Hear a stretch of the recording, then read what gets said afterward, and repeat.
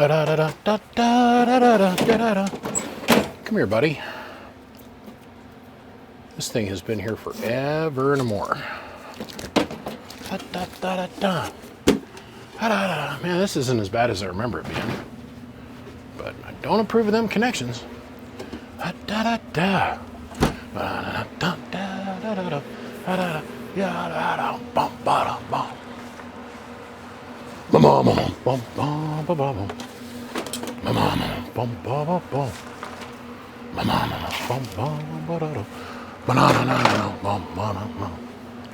Well, heel. Okay. Hey, what's going on, guys? What did he send me? I'll be pickled and poop farts. Okay. I ordered this right after I got word that this was coming here to the mainland from my good friend Lee, aka Sweetwater, aka #1 soldier in the grass, and I've been holding on to this all this time because what I ordered was a brand new cabinet. And what he sent me looks like a brand new board. Chris.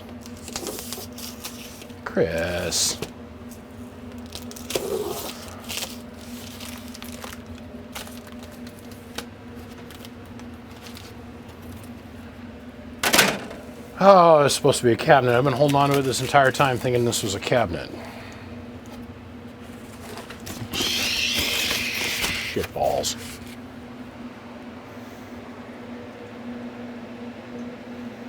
Hold on. That's all we got. Oh, shit. DaveMade 16 pill cabinet. Board. And then I ordered this from... Well, we ordered this. I'm going to use this one. It's in a little bit better shape. Well, we could polish this one up and make it all pretty again, but this one's pre-drilled, ready to go. So, we're going to take disappointment and make happiness. This amp's been here before. It's had a hard life. It gets rode hard and put away wet where it's at. And, damn, this video is not going to turn out the way I wanted it to.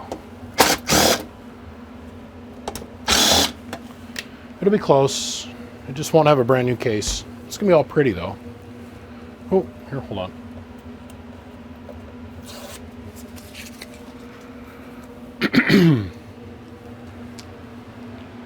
I just bragging to my buddy, Mr. Lee.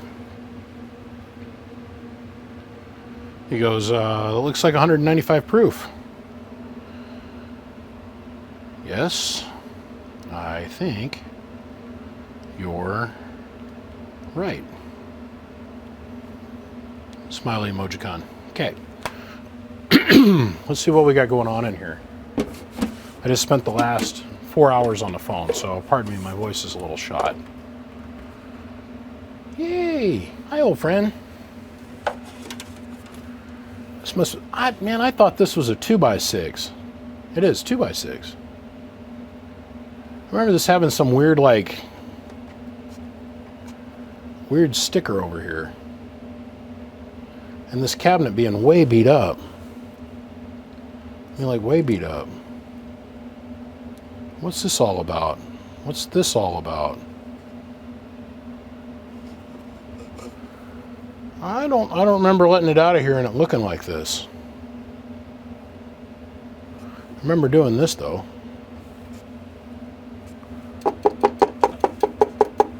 That's no good. Huh. Well.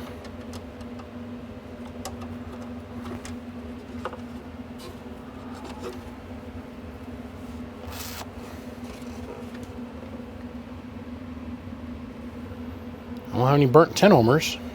The output combiner's not burnt up. This no good. Man, I remember this thing looking like ass. That's why I had to order up this board. And as you all can clearly see, the BBI logo is off the front, but the one inside stayed. Okay, this thing does not look that half bad. So this is not a complete strip down job. My goal with this box is I was going to completely rebuild this for my friend Lee. And yeah, this is the one that I put the block into it. I remember doing this video. There's a big ugly sticker over here and the board had like 7 million solder splashes on it, but this thing looks like it's pristine.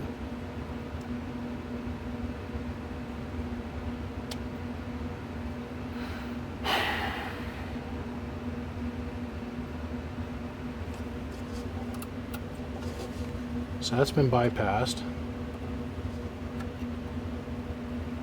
Okay, so it's a straight 2-pill now. Or a straight 6-pill now. Alright, I'm completely lost on what he wants me to do. Let me recall my buddy and let's see what he wants to do. Let me get on the phone with the man. Well, according to my buddy over in the grass, who I just hung up with, apparently something and something backfed into something else. They pulled all the pills out. They could never get it to work right. The tuning was all off. It had issues. Well, let's get this to a state of operation and let's start figuring this out. Okay, so we reattached our relay, we reattached our output network. I've never liked this. Never like that. But that's the way they used to make them back then. It is what it is. Okay, so let's go over here and let's get some units of measure. So where are we currently at? That's 2x, we're going to go 1x. Peak, 1000 watts in peak, 1000 in average, 5 watts lug in reverse. We're going to use the bench 2950. Ooh, hello. Okay. So first problem right out the hop. Hello, audio. Hello, audio.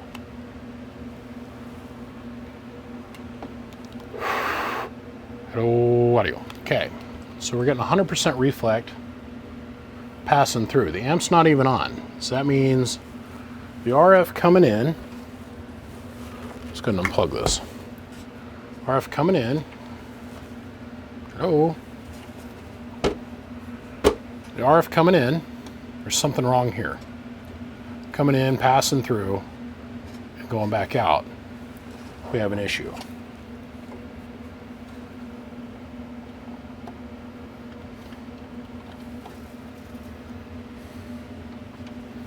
Let's make sure it's not a loose connection.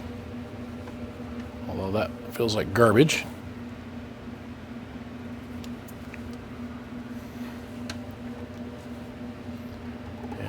Oh. Okay. Hello, 1, 2. There's our problem.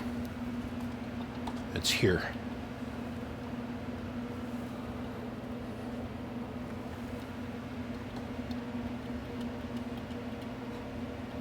So that leg of the relay is messed up. Yep.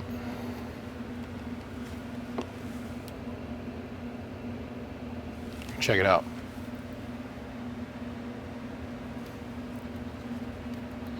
So all I gotta do is torque the relay a little bit. It drops right down. Okay, so we know what we gotta do to fix that. So the ability to talk through the box is not the same thing that he was describing to me on the phone as the issue. So let's see, what's my water temperature? 140.4. We're good.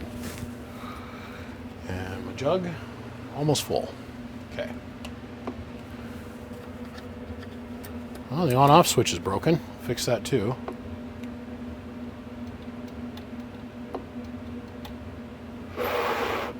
Hello, audio, 1, 2, 1, 2. Input tune's not bad. Hello. But the relay will not key. Oh, that relay is screwed up. Okay, so what we figured out now, we'll widen this up even more. See if I can get this all in frame. So we can't talk through it. Hello, audio. Manually close the relay. Hello.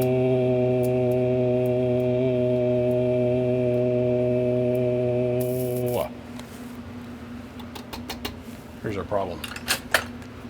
This is 90% of our problem, I have a feeling. Hold on. We're going to replace that with this, a new modern, brand new relay.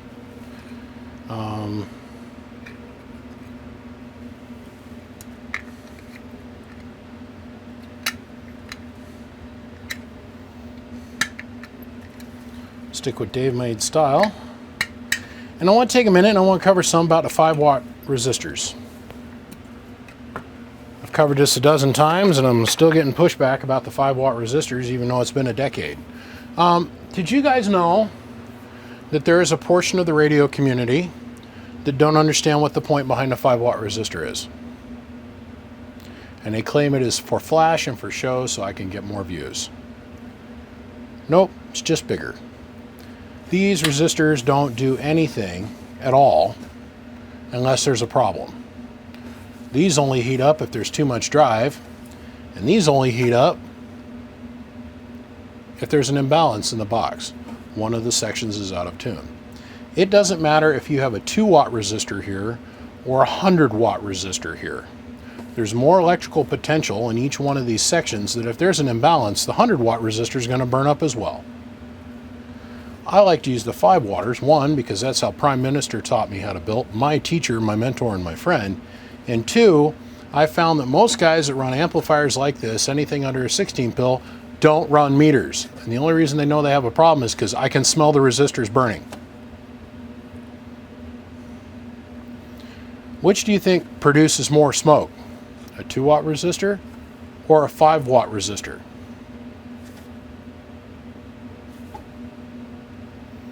Which makes it so they can smell it?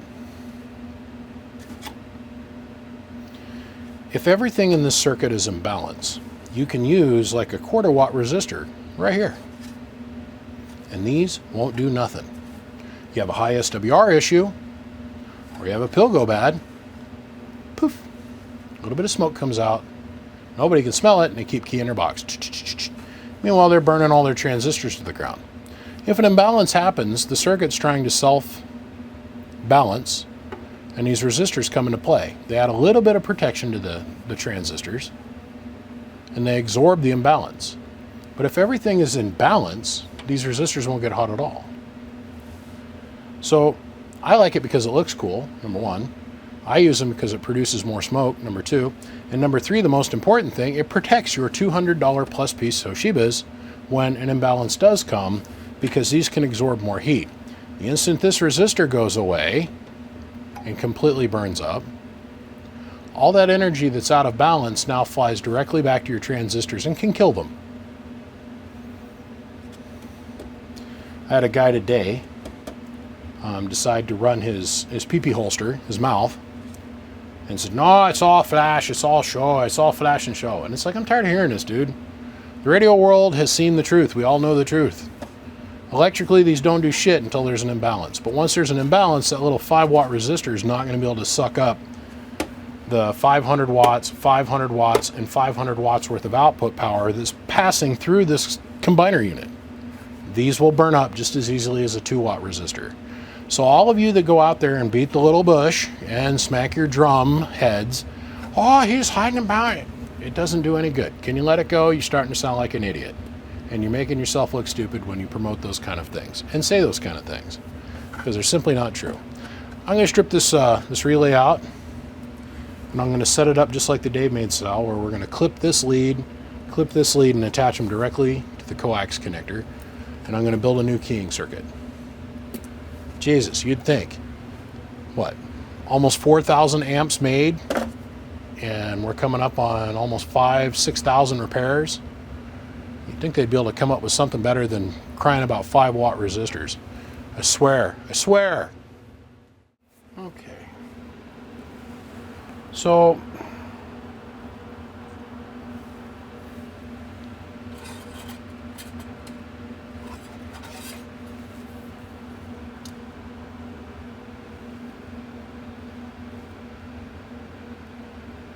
That is so far from square, it's not even funny.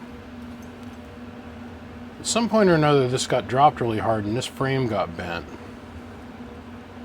If we look really close up in here,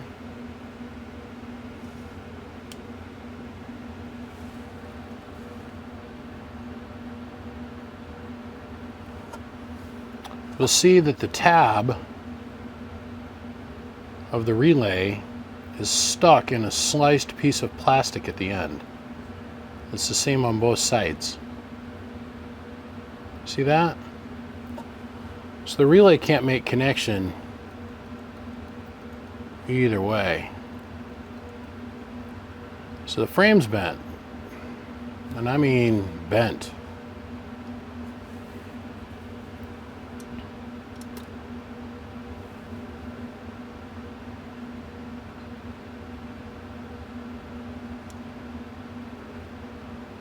Bent.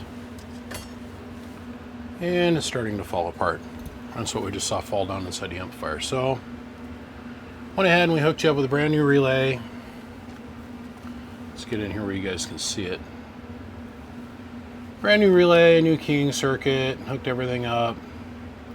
You know, we made it so we could adjust the output tune a little bit. So all in all, let's see if this thing works. Apparently there was a voltage spike of some kind. It came back and supposedly did something to the amp. Now, electrically, that's a little hard to believe. If AC comes back, it's gonna, if the amp is not in operation, it's gonna pass back and blow the radio up. It's gonna go straight through the amp and blow the radio up. If it was in operation, your high voltage would have come back, gone through the splitter, run up through the coaxes, seen the capacitors, passed through the capacitors and gone to ground. Or would have gone and through the windings and then to ground. There would have been no physical way for any of that energy to make its way back to hit the pills. So what we got to check now is to make sure that each one of these caps is still good. And well, let's just run it for a minute. Let's go turn on our FLIR. It's got a lens open on the front here. Let's turn our FLIR on.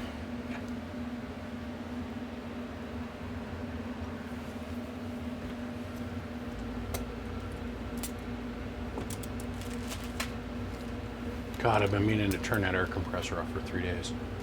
My air compressor outside just kicked on, and it's like freaking midnight. That's just freaking lovely. Okay, so we'll repair that here in a second. Let's go see what this does down on 12 volts. So we're just going to hit this with the 2950 at the moment that I've got dialed way back, of course. At 12, 12. It's about 11, 12 watts maybe on 12 volts. Turn the amp on. At 12, 12. Let's take our tuning tube, slide this out a little bit. At a little bit of an improvement. At going down.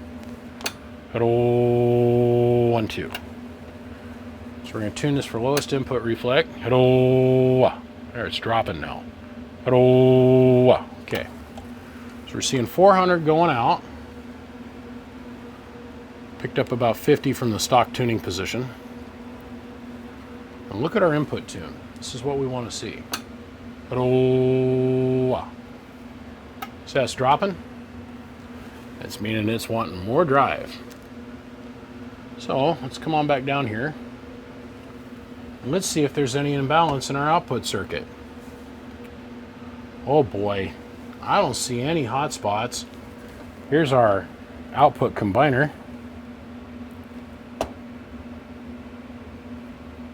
There's more heat in the combiner from my fingertips than there is from the amp running. So let's go look at our transistors. Oh, they're hot. Our capacitors, on the other hand, on the output circuit, one would be right here, no heat. One would be right here, no heat. And one would be right here, no heat. Now what we're seeing over here, this is a reflection. This over here is a reflection off the aluminum tape from the lights directly above us that are super saturating our workbench with heat. But as you can clearly see, remember, this is our combiner right here. Hello, 1 2 1 2 1 2 1 2 audio 1 2. There's no imbalance. Like I said, if the circuit's in balance, there's no heat anywhere. And you can literally use like a 1/4 watt resistor here. Anybody that knows anything about combiners understands that there has to be that 50 ohm reference across the two poles. So you remember that this leg and this leg is only seeing half the resistance value of this resistor. So this 100 ohm is now 50, and it's seeing another 50 this direction and another 50 this direction from each leg. But you have to have the 100 ohm resistor there. Has to be there. Alright, so I just got off the phone with the Mang, and he says he wants me to turn this back into a 2x6. So before we get too carried away here, let's reach down here. We'll turn on Godzilla's power supply. Let's charge up that, let's see, it'll be 60 kilowatts worth of supercapacitor storage capacity. Let's get our voltage up here a little bit. Our input drive. Hello.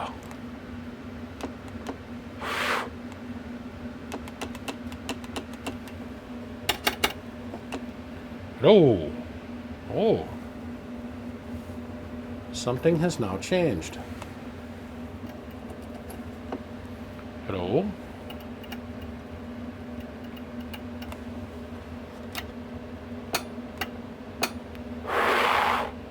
Hello, audio. Oh, it's transmitting well. Hello, audio. But now,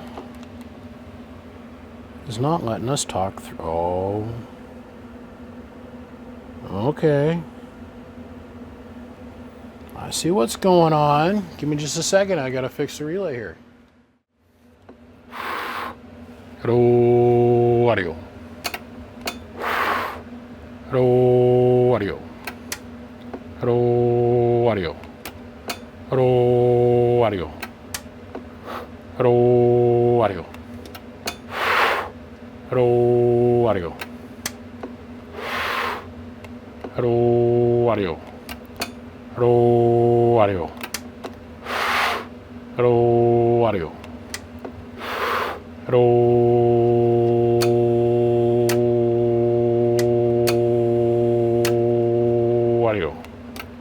Hello, audio. 1 2 1 2. Okay. I think I got that fixed. So now that we've demonstrated to ourselves that the output transistors work, the 6-fill section, let's step our drive up a little bit. Let's bring into play the derail 955. Test it with that. Turn that radio off. That is off. Hello, audio. 1 2. Oh, got my gain down half already. Hello, audio. We are in 1X. Okay. Hello, audio. 1 2 1 2 1 2. Hello, audio. I got the peak. I got the peak dialed all the way down. Hello, audio. 1 2. Okay. Hello. 100 going in makes. Hello. 1200 watts now. That tick mark right there between the 40 and the 60 is 1000 watts. Hello, audio 1 2 1 2. We're testing at 14.9 volts. Hello, 1 2 1 2. We're probably not putting enough dead key into it. Hello. Hello. Hello, 1 2 1 2. Let's slide this out just a scooch more. Hello. Nope. Reflect one up. Hello. Hello.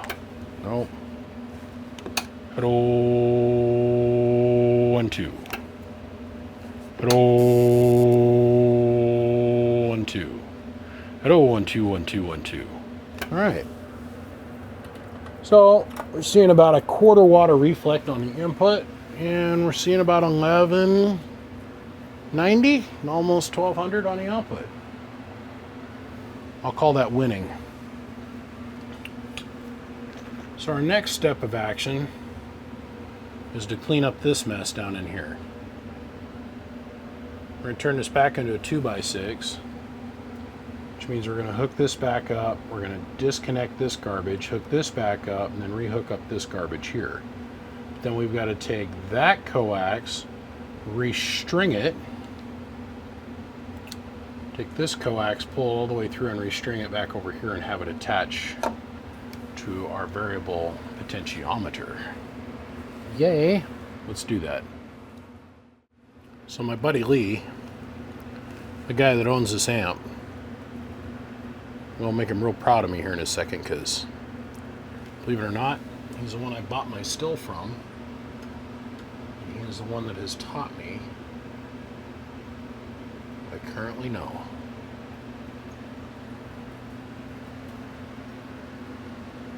So, without further ado, I say thanks, Mr. Lee. Hereby anoint your amp with the good stuff from Idaho. Now it can come across the ocean back to you. So now we have achieved the state of operation.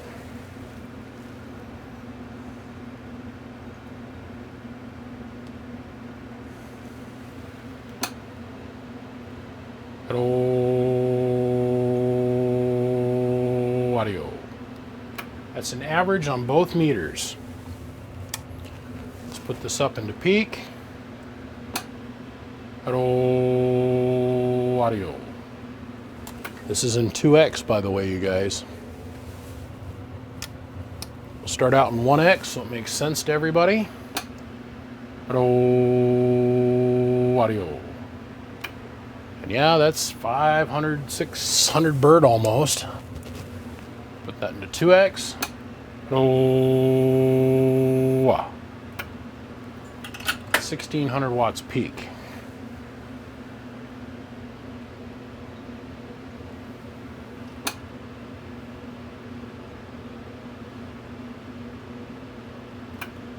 Looks good to me. Now let's beautify it. What I mean by beautify it is we're going to get rid of this hoopy horse shit. And it's the way they built them, you guys. That's not me, that's the way they built them. And then we're going to change this, this, this, and this. And we're going to put some red licorice in it, as the guys like to talk shit about it say. Ugh.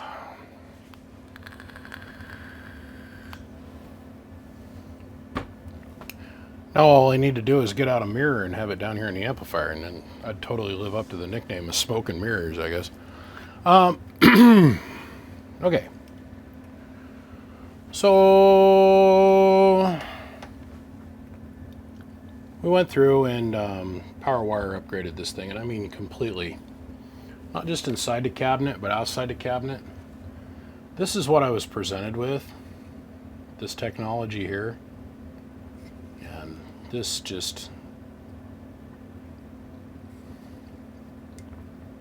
although this being creative, this is not really successful or acceptable.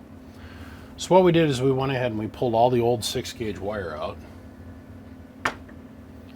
and we upgraded it to 8, which gives it a little bit more metal mass, which means a little bit less current restriction.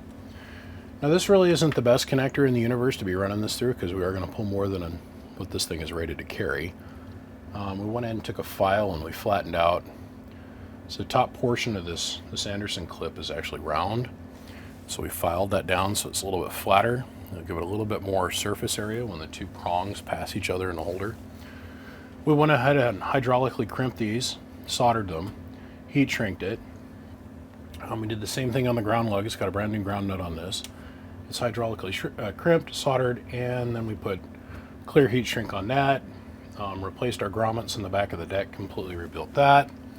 Took the bottom off the thing, drilled out the holes for the power wire, gave it 3 pieces of 8 gauge, which should be enough to easily carry enough current inside the amplifier, and we should probably pick up a few watts by doing this. Not a bunch, probably about 100.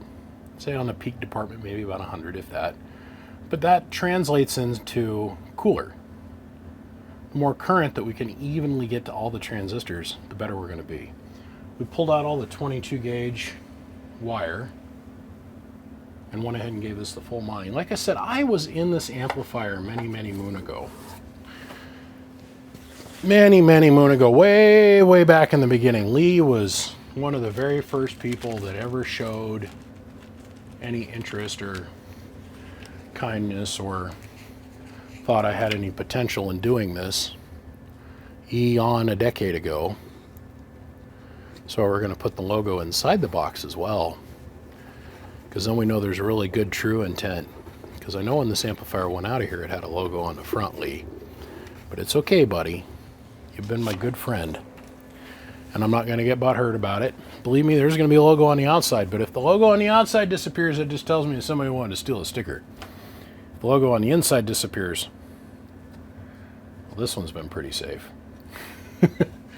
I'd have to go way back to the beginning annals. I don't even know if you guys as YouTubers have access to this video, but it's still someplace in the channel. I'd have to go way back in the annals of YouTube videos to be able to find the video that's associated with this. But it's been fully upgraded. I've literally gone through and I've disconnected all the caps. I checked all of those. Everything's within spec. I firmly believe that 99% of the problem that we had was with this relay. It's just effed. That's all there is to it. So left the frame open, so if you do ever end up having any arcing in the future, you can just fold a dollar bill over a couple times, slide it down here in the contacts and very lightly clean them. Everything will be fine. Got rid of the hoopy jobby.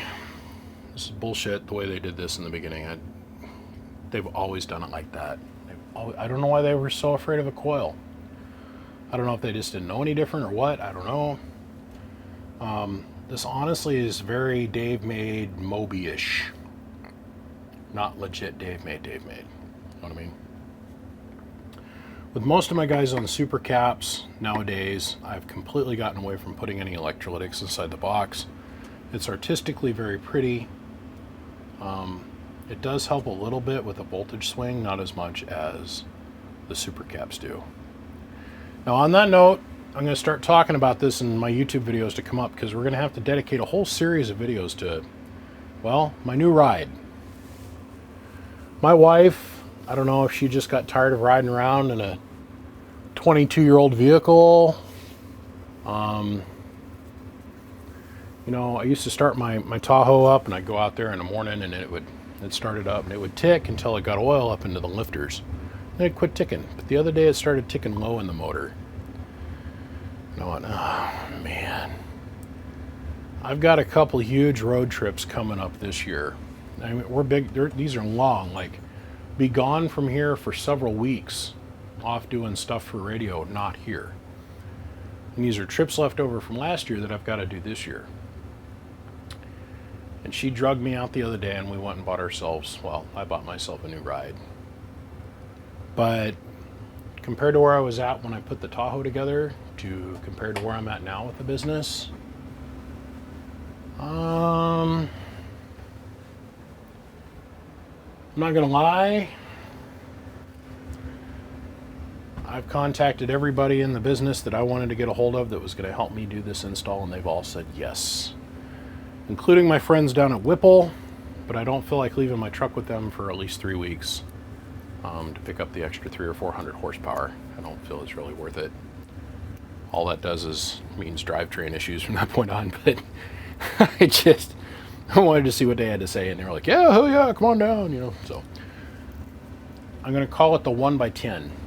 The reason I mean that is I can come out and publicly say now that I'm going to have 1 kilowatt worth of alternator generation. That's 1,000 amps worth of generation while hot, and a minimum of 10,000 RMS going out the stick. So I'm going to need this. My old puck that I had in my old truck, I literally stuffed my hand about as far up inside the body panel as I wanted to, which was, well, basically flush with the panel where the 393 went through the wall, and I just cut it. Left the puck, don't care. Pucks are cheap. 3 hours worth of labor to take the puck out and still have a hole in the roof. Not worth it. So I just left the puck. Left all the other antennas on it. Changed out my alternator, but went back to the stock one. But we've got some cool videos as far as the mobile is concerned. I'm going to do a whole series dedicated to how to help you all get your brains wrapped around what we got to do to actually get a really good talking truck put together, like grounding, bonding, how to apply the bonding more than just talking about it, physically doing it, because I got to do it on my own rig. How to run the power wires, alternators, how to install them, proper way to run the belts, good ideas about how to route your power wire, where and how to place ferrites, why we want to place ferrites, that kind of stuff. Thinking minimum of a custom 32 pill will be all HGs, of course, because I'm not interested in splitting the money into Toshiba amplifier in my truck. Do got a couple really cool Toshiba builds yet to come. I got a 24 pill to go. I got a really neat 32 pill I got to do. Probably another really neat 32 pill I just got talked into doing. And well, I got another one on top of that that's kind of hanging out there, but I don't know if the guy's actually going to jump forward with the money or not, because we're going to build it out of either gold-plated aluminum or we're going to build it out of brass. And we're going to polish it up to look like gold and then coat it so it can't corrode. Haven't made up our mind yet. We're working on it. So fun stuff are coming. Of course, that gold box is either going to have skeeved heat sinks in it, which are made of copper, or we'll have gold plated. Just saying. Want to call it the 24 karat? Well, the 32 karat, because it's going to have 32 transistors in it. But like I said, nothing gets to happen until it's actually paid for. Back to my buddy Lee's amplifier here. Been through it top to bottom, checked everything else out. It's all tuned out. It's running good. The best help I could have given it was changing this plug out and getting rid of this. This is horse shit. This is some ghetto ass crap, man.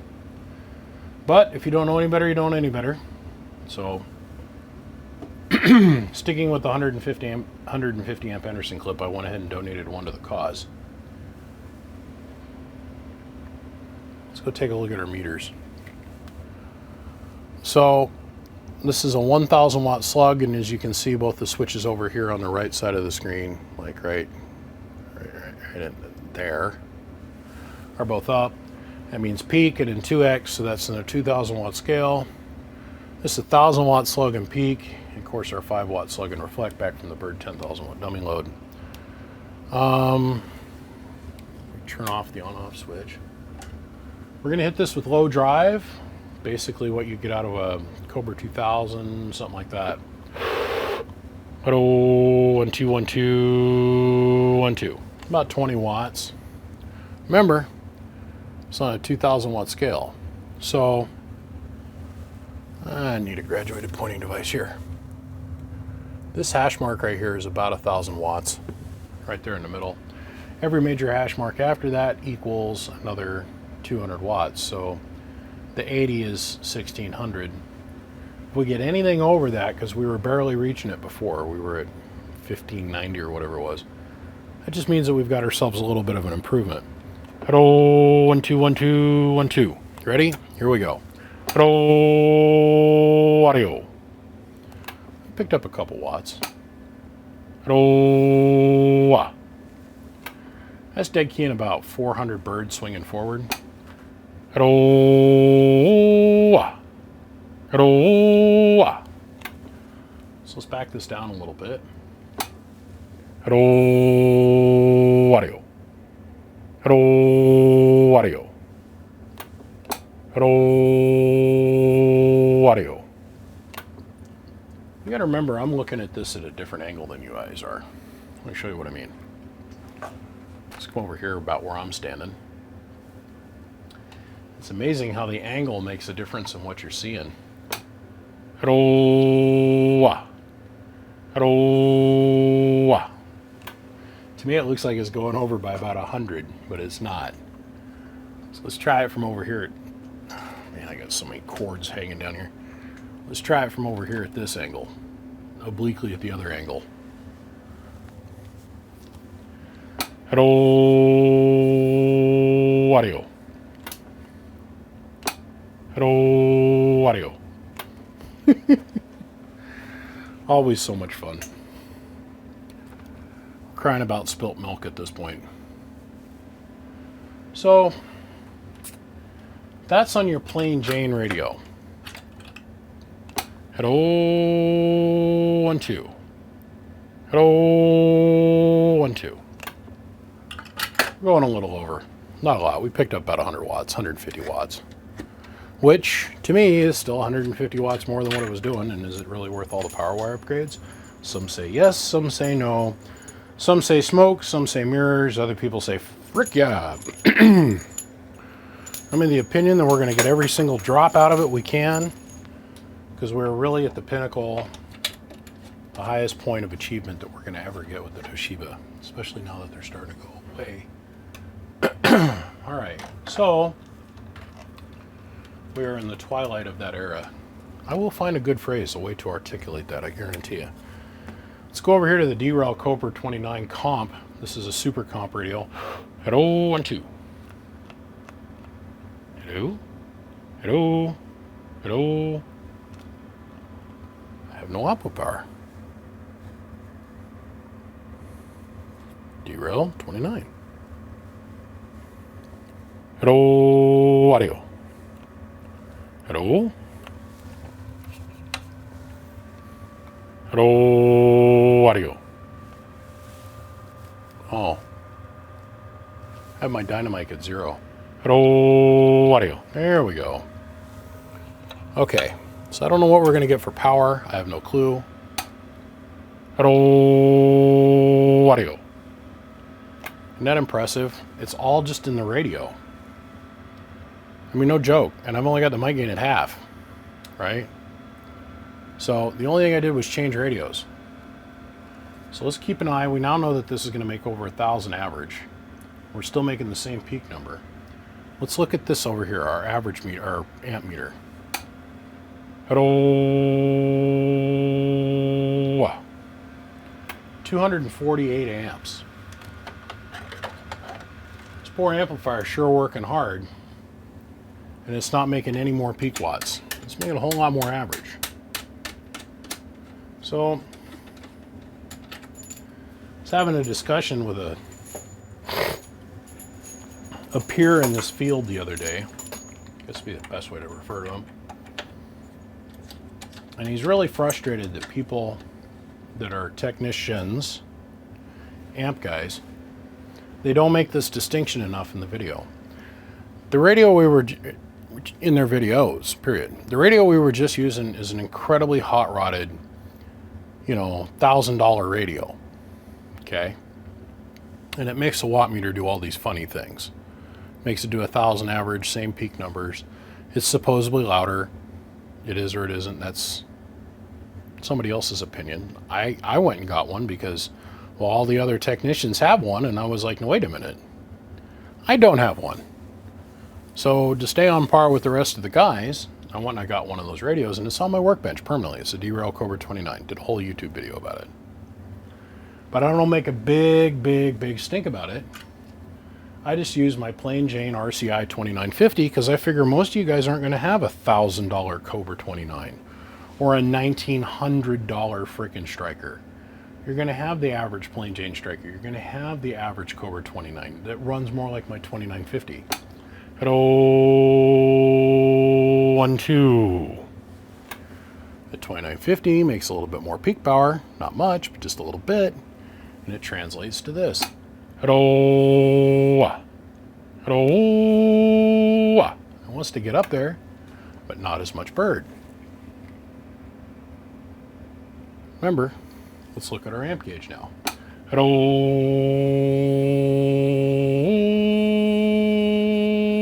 About 171 amps. Huge current difference. And all we did was change radios. We didn't do anything on the inside of the amplifier to change what the amplifier is putting out. All we did was feed the signal, change the signal that we're feeding the amplifier. So keep that in mind. When you're watching so-and-so's video, you have to quietly ask yourself in the back of your mind, is the reason that they're getting so many bird watts, is it because of the radio? It definitely ain't because of the amplifier, because the amplifier has zero to do with it. Just keep that in mind so you're not letting yourself down. I'm going to send my amplifier to so-and-so. You can't send your amp to me, by the way, you guys. I am not taking on any more work. I have no place to put it. And if it came here, it's going to sit here for over a year. And I've been saying that forever. I took on work for 20 days in September of last year. My shelves filled completely up. The floor in front of my shelves filled up. The shelving unit on the other side of the room filled up. The floor in front of it filled up. The shelving unit on the other side filled up, and the floor in front of it filled up. And I'm very quietly saying, God, I hope I can get through all of this before 2022. I can't take on any more work, you guys. I can't. I physically can't. I got more work than I know what to do with. I got enough work for probably 3 CB shops. Well, 3 amp shops at this point. And a good half of it is amateur equipment. Because guess what? There's no real place left to get your amateur equipment worked on for the most part. They're just not. I wish there was. I wish I'd have somebody that would call me that was serious, that wanted to be a disciple and go learn. I'd have you come live with or hang out with me and come work with me for a couple months, and I'd send you to the other side of the country and let you go work with a couple of the other guys over there. And by the time you were done with the boot camp, you would know. There's more work than there is of us, the technicians. Blows my mind that people got to talk shit, but people still talk shit, and it is what it is. It makes them feel better, like they're important or they're in the know. When really at the end of the day, they ain't the one holding the soldering iron, they ain't the one trying to figure out the taxes, they ain't the one doing all the business. They're just sitting there talking out the side of their neck. My buddy Lee here has waited patiently, very patiently. Now, brother, I straightened your box out. It's 100% fixed. This thing is right. You don't need to put your fingers in it for anything. The only thing we're going to do is we're going to lock this tube down with some Captain tape to keep that from sliding around. The Captain does not stick to the Teflon, it sticks to itself, and then from the capped on, then I can tape to the tube, because I can tape to the tube, it'll stick. That's how we lock that in place. No hot glue needed. No hot glue needed. Well, that's it, gentlemen. One radio, it does 1,000 bird, another one, it does about 550. It's making 16 to 1700 watts peak, and that's at 15 volts flat. Not 15.5, not 15.9, 15 volts flat.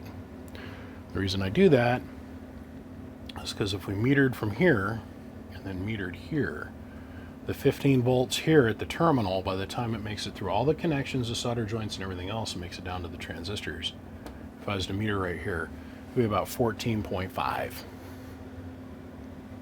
The most close to real world thing that I can come up with. If there's somebody out there that thinks that they can come up with a better standard, please let me know. That way I can understand to set the test bench up to represent that accurately. Oh, hold on, we got to grace this with a little bit more smoke. Let me go get a mirror.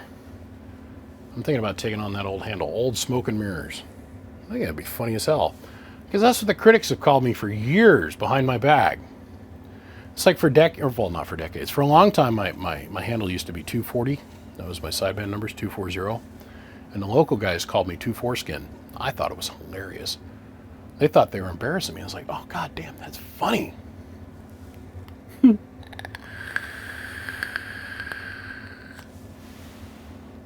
I anoint thee with smoke. I thought it was funny. I ran out for 2 full years around here, and I made everybody call me 2 Even in public, we'd be at Denny's or whatever eating it. I'd be like, no, I'm Mr. 2 to you. Enjoy the tip. Suckle on it. Eat it. It's 2 to you. I thought it was funny as hell. Gentlemen, I got to run. I got a whole lot more to do this week. It is Monday. I started on this on Saturday in my free time, and it's kind of rolled into today. Today was an ever-living nightmare of phone calls. If I did not get back to your phone call today, believe me, I'm going to try and call you first thing tomorrow. It happens. There's only one of me and there's a whole lot of you. We're all trying to help each other. I can't believe it. MechMan's going to step up, come to the bench and plate and come play. Excess Power, as always, stepped up to the bench. They're going to come play with us. We got a bunch of new cool shit. We're talking 2-part epoxy submerged super lithium batteries. Super caps. There's not going to be any lead acid in this vehicle, whatever. I hope that there's somebody out there. I'm going to throw this in there as well. I hope that one of my YouTube friends, you guys, there's somebody out there that used to be an electrical contractor or something. I'm looking for 500 MCM wire or bigger, and I only need about 20 feet of it. And I need the compression eyelets to go with it too. Preferably something that's either 2 or 4 eyelet copper. Yeah, I need about 15, 20 feet. 700 MCM would work, 600 MCM will work. 800 MCM, I'm going to have a really hard time bending it, but I'm looking honestly for 500 or 600 MCM wire. I mean, I'm guessing that there's some industrial electrical contractor out there that watches my YouTube channel that's got a little roll of it sitting in the corner that they wouldn't mind parting with. Just saying. I'm throwing that out there. Please don't send me any links to any wire on eBay. I'm not interested in that. I want it to come from the community. I want everybody to have their hand in it. Somebody I can give credit to on video is say thank you, and they can say, hey man, that wire that's in his truck is going for this project. Yeah. 500 or 600 MCM, 700 MCM, 8, I'm probably going to have a real hard time bending it, even though I'm only going to make 2 bends with it, so. You'll see. Great things are cooking. I got to get with a local company to flow jet out a plate. It's going to go on the back. This is going to be stellarly cool. And I got to get it done before my trip next month. So we're going to be splitting duties. I appreciate you guys. I really honestly give thanks for every single one of you guys and your patience and your willingness to let me learn, so therefore I can help teach you. Get out of here, would you? I gotta go clean up my workbench and I gotta go get a shipping quote. Gentlemen, my name is BBI, and without a shadow of a doubt, I am the biggest mud duck in Idaho. Giant thanks to Excess Power this month. Big shout out to MechMan. Hope they send me a bunch of stickers so I can put one up on the wall. And last but not least, thanks to every single one of you guys. I'll see ya. Bye. I say I'm nitpicky, but man, electrical tape sucks. Let's go ahead and let's get some heat shrink going on here. We'll heat shrink that up. And I totally forgot to mention this. The back end of the cabinet, like I do on all DaveMades, I've seen guys use hot glue. I just simply go and I take a little bit of phenolic and I seal off the vents. I don't know why I didn't do that when I first did this. Oh, that's right. Because this was almost a decade ago when I worked on this box and I didn't know any better. And I didn't have any standards that I was trying to achieve. I was just trying to figure out how to make it all work right. I just sealed off the vents in the back so there's no, you know, on the DaveMade cabinets there's about, a 1/4 of an inch gap between the board and the exhaust ports on the back. And so it allows us to have a low pressure here when it comes to the fans. You actually have more air run out here than you do go down around the heatsink. I remember in the first video I made a big stink about, I built a blocker that comes across here to force the air to go across the heatsink. I know, it's groundbreaking. Groundbreaking. Everything that we take for granted today, nobody was doing back then. I remember I took so much heat for that. Why would you ever want to do that? It'll slow down the velocity of the air leaving the amplifier. Fast forward 10 years now, everybody does it because it makes sense and it works. Instead of letting all the air rush out of the bottom of the cabinet, I built a blocking board that goes across here and it seals up against the heatsink for the transistors on this side. So all the air coming in from the dual sun-on fans has to go across the heatsink and do work before it leaves the cabinet. I don't know why my foresight at the time was so short and I didn't put these in here, but we've added them. Okay, the fans are now electrically safe. plug it up to our little resistor, and we're going to be good to go. Okay, now we can be done. I don't know how you guys put up with me. I don't. I'll see you guys. Bye-bye.